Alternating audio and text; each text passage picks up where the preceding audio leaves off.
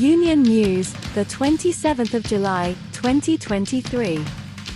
Welcome to Union News, your weekly podcast from the trade union and labour movement in the UK.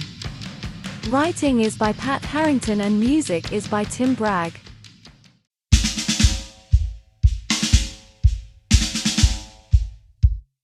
Radiographers strike, NHS staff exit sparks crisis. Radiographers in England initiated a 48-hour strike action on Tuesday, protesting the concerning exodus of staff from the profession.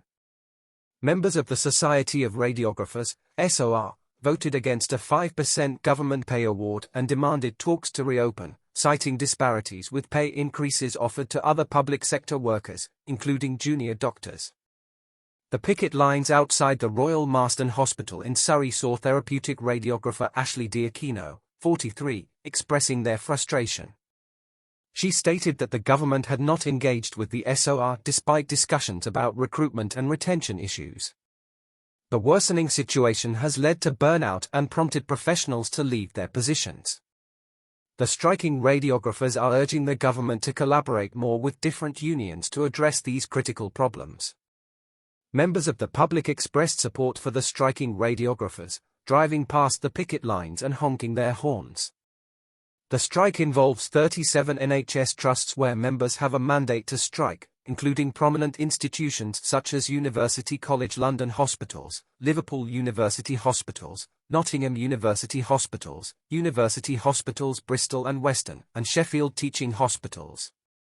However, the strike organisers have ensured that adequate emergency cover will be provided for patients during this period.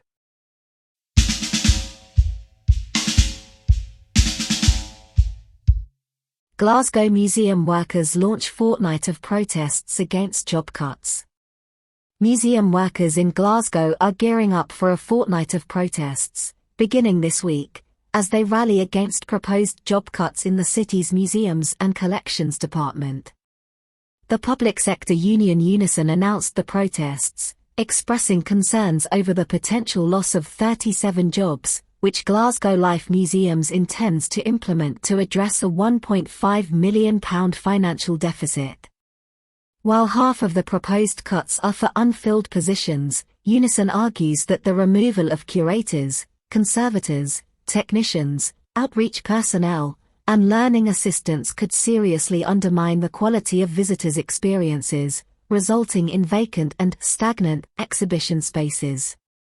Glasgow Life, a charity wholly owned by Glasgow City Council, stated that it will collaborate with the union to handle the remaining job cuts. The council, known for its no compulsory redundancies policy, faces Unison's challenge to reverse the cuts and protect the city's renowned museums and collections.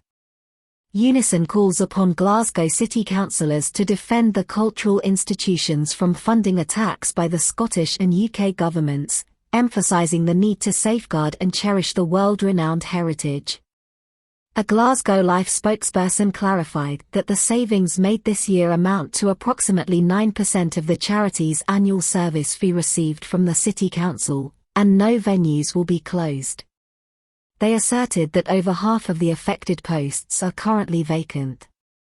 The charity is engaging closely with staff and unions to assess the individual implications of these measures.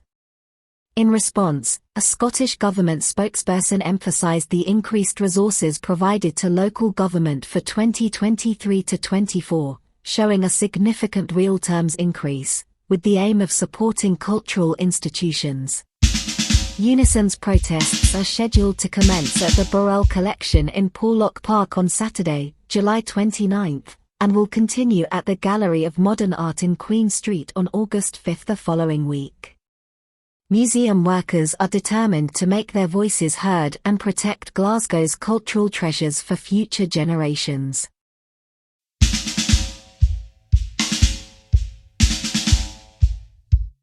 Traffic wardens in Camden launch all-out strike demanding £15.90 per hour pay. Traffic wardens in Camden, North London, have initiated an all-out strike, demanding a pay rise to £15.90 per hour. The workers, who currently receive £12.70 per hour, voted overwhelmingly in favour of the strike action, with 100% supporting the move on a 73.11% turnout. On the picket line at the Car Pound reception in Kentish Town, the strikers voiced their demands for a pay rise with spirited chants. They were joined by CCTV workers, who also showed their solidarity with loud cheers. The strike includes over 100 workers responsible for CCTV operations, street work, and car parks, all employed under a contract with Camden Council by outsourcing company NSL. Unison union representatives emphasized that the pay rise is long overdue, recalling the last significant increase in 2018, which followed a 33-day strike. The workers expressed frustration at the lack of response from the authorities despite assurances of a pay rise. With 90% of the workforce now participating in the strike, they believe that such action is necessary to compel the bosses to offer reasonable proposals. Unison representatives highlighted the impact of rising living costs and inflation, stating that the wages have not kept up. The offered increase of 57p was deemed inadequate, falling below the London living wage raise. The striking traffic wardens are calling for a fair wage and expressed determination to continue the strike indefinitely, citing its effectiveness in gaining a quick response from employers. The previous strike saw NSL attempt to replace striking workers with staff from other contracts, but this time, the union is adamant that it will prevent such measures. There are also discussions about the possibility of bringing the workers in-house, a move they believe would offer better treatment and benefits.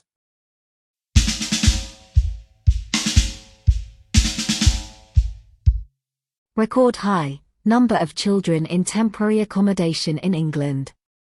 According to newly released figures from the Department for Levelling Up, Housing and Communities, DLUHC, the number of children in temporary accommodation in England has reached an all-time high. In March, a staggering 104,510 households were in temporary accommodation, while 131,370 children lived in these households, marking the highest figures recorded since 1998 and 2004, respectively. Over the past year, these numbers have grown by 10%, with the number of households in bed and breakfasts surging by over a third to 13,780. The situation has drawn sharp criticism, especially in light of the DLUHC recently returning £1.9 billion earmark to tackle the housing crisis to the Treasury, citing difficulties in finding suitable projects to spend it on. Nick Ballard, Acorn head organizer, expressed dismay, stating, "It is a national disgrace, given the apparent lack of progress on addressing the issue." The ADLUHC, however, contends that temporary accommodation ensures families have a roof over their heads and emphasizes that the use of bed and breakfasts is always considered a last resort to prevent homelessness before it occurs. Nonetheless, the escalating numbers raise serious concerns about the welfare and stability of vulnerable families across the country.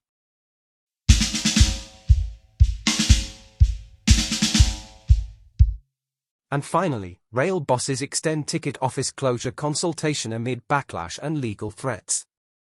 In response to strong public opposition and legal threats, rail bosses have decided to extend the public consultation on mass ticket office closures by 3 weeks. The Rail Delivery Group's decision comes after unions and passenger groups expressed concerns about the potential closure of over 1,000 ticket offices and the loss of 2,300 station staff. The IMT and ASLEF unions remain critical of the consultation process and are considering legal action. 5 Labour Metro mayors, including Greater Manchester Mayor Andy Burnham, are also preparing to challenge the rushed closure plan in court. The extension has been welcomed, but critics argue that a 12-week consultation is required by law. Various watchdogs and organisations, such as Transport Focus, London Travel Watch, Scope, and the Equality and Human Rights Commission, have raised their own concerns about the impact of the plan on passengers, particularly disabled and older individuals. The situation remains contentious as stakeholders continue to call for transparency and accountability in shaping the future of the railways.